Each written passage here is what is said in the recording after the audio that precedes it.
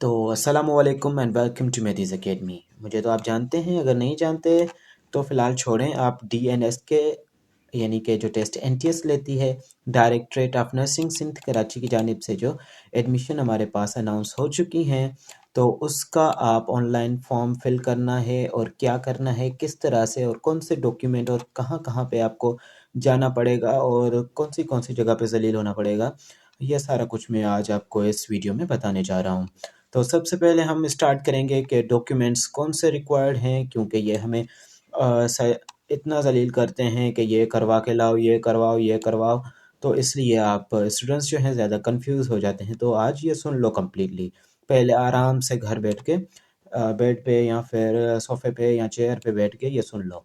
ठीक है, तो 3 सेट हमें अटेस्टेड चाहिए सर। अब आपको 17th ग्रेड का ऑफिसर होना चाहिए या उसके ऊपर का। तो ये सारे डॉक्यूमेंट जो नीचे लिस्टेड हैं, इनको अटेस्ट करवाना पड़ेगा। सबसे पहले आपके पास सीएनआईसी होना चाहिए आपका खुद का, और बे फॉर्म होना चाहिए। ठीक है, बे फॉर्म बी होना चाहिए। अगर नहीं है तो सीएनआईसी से काम चल जाएगा, क्योंकि बे फॉर्म है तो सीएनआईसी मीन्स अभी नहीं बना।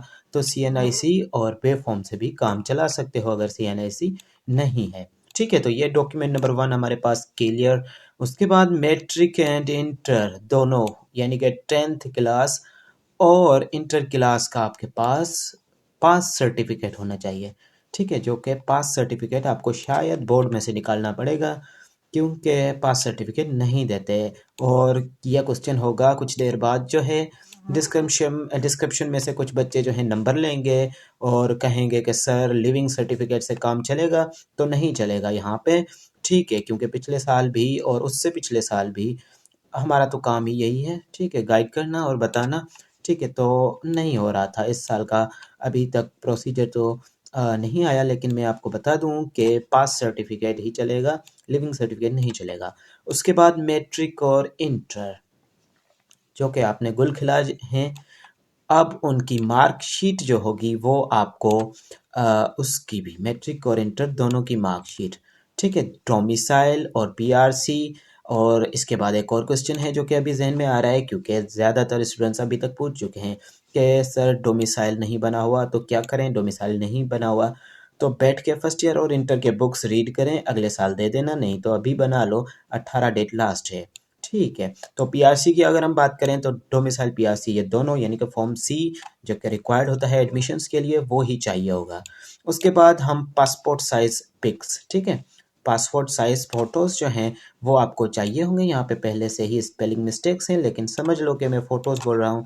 ठीक है, तो 6 फोटो यानी कि पासपोर्ट साइज फ़ोटोज़ आपको चाहिए होंगे। और अगर आप ऑनलाइन खुद से फॉर्म एनटीएस का फिल कर रहे हो तो रिमूव बीजी, ठीक है, रिमूव बैकग्राउंड गूगल पे लिखो, वहाँ पे आप जाओगे तो किसी भी अपनी फ़ोटो में से बैकग्राउंड चेंज कर सकते हो, और वाइट या फिर ब्लू जो कि रिक्वायर्ड है वो आप लगा सकते हो। ठीक है, तो आपको फॉर्म कैसे फिल करना है एनटीएस का वो मैं बता चुका हूँ। ये सारे आपने बेटा अटेस्टेड करवाने होंगे। ये सारे डॉक्यूमेंट्स आपने अटेस्टेड करवाने होंगे, और इनके 3 सेट फोटो कॉपीज़ करवा के बना लो। ठीक है, पहले से ही बता दे रहा हूँ, 3 कॉपीज़, आगे ज़्यादा क्वेश्चन नहीं करना।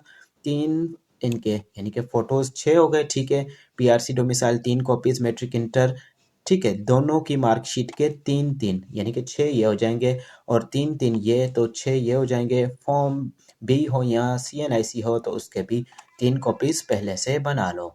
उसके बाद आ जाते हैं फड्डा नंबर 2, यानी कि आपको जहाँ पे ज़्यादातर दलील किया जाएगा वहाँ पे।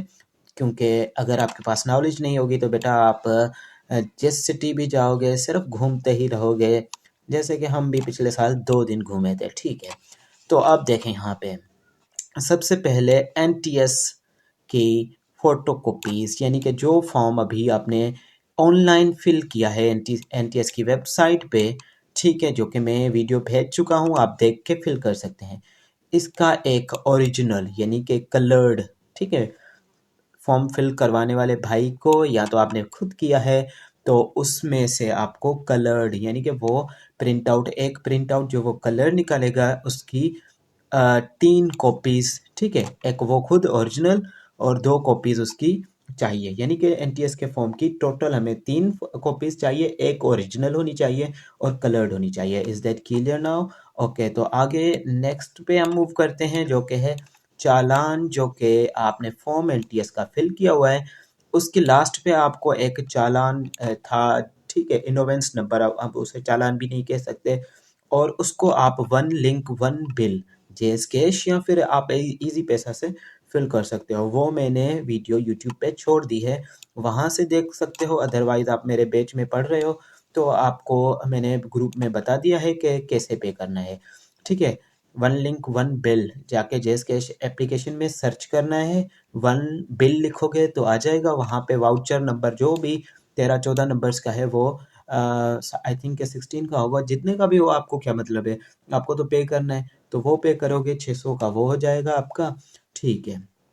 तो उसकी भी 3 और वो जो रिसिप्ट निकलेगी कि बेटा आपकी यानी कि चालान या फिर वाउचर नंबर जो है फिल हो चुका है, तो वो रिसिप्ट ले लेना, और इसकी भी 3 कॉपीज़ निकालनी है हमने, ठीक है। प्रिंट आउट करवा के 2 कॉपीज़ बनवा लो, उसे बिल्कुल छोड़ नहीं देना।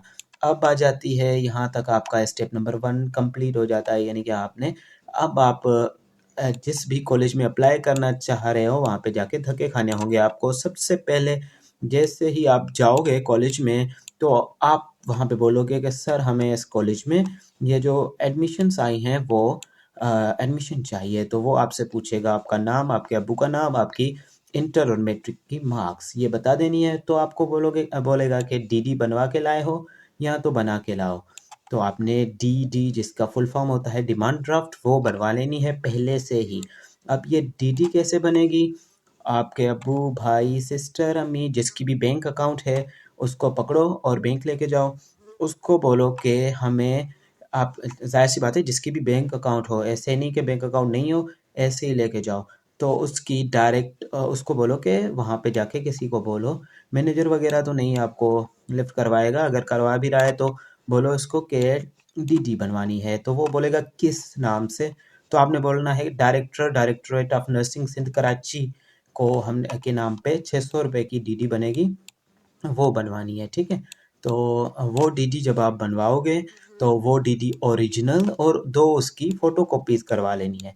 डीडी वो आपको बना देगा, आधे घंटे में आपकी डीडी रेडी हो जाएगी।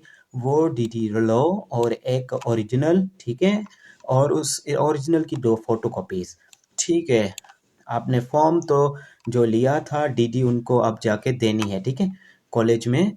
वो आपको बोलेंगे कि डीडी दोगे तभी हम फॉर्म देंगे आपको कॉलेज का, तो डीडी उनको देनी है, फॉर्म लेना है, फॉर्म को फिल करो, कंप्लीट फिल करो, ठीक है, हेजिटेट नहीं करना, आधे घंटे बैठ के फिल करो, अगर स्लो हो तो 1 घंटा ले लो, इससे फिल करो।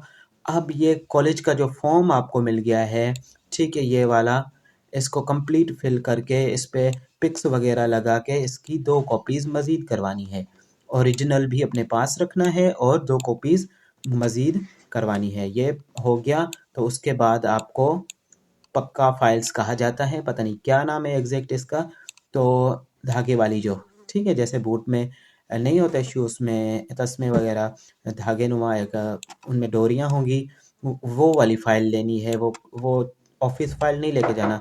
तो 1 मिनट वेट, तो 3 पक्का फाइल्स लेनी है आपने, वो जो है उसमें फिर 3 सेट बनाने हैं, वो कॉलेज वाले आपको आगे बता देंगे कि किस तरह से अरेंज करना है इन डॉक्यूमेंट्स सारों को। आई होप कि ये आपको अंडरस्टैंड, यानी कि आप समझ चुके हो। अभी भी कोई क्वेश्चन है तो काइंडली नहीं करिएगा, क्योंकि मैंने पूरी डिटेल जो है वो बता दी है आपको। तो मिलते हैं नेक्स्ट लेक्चर में। अल्लाह हाफिज़।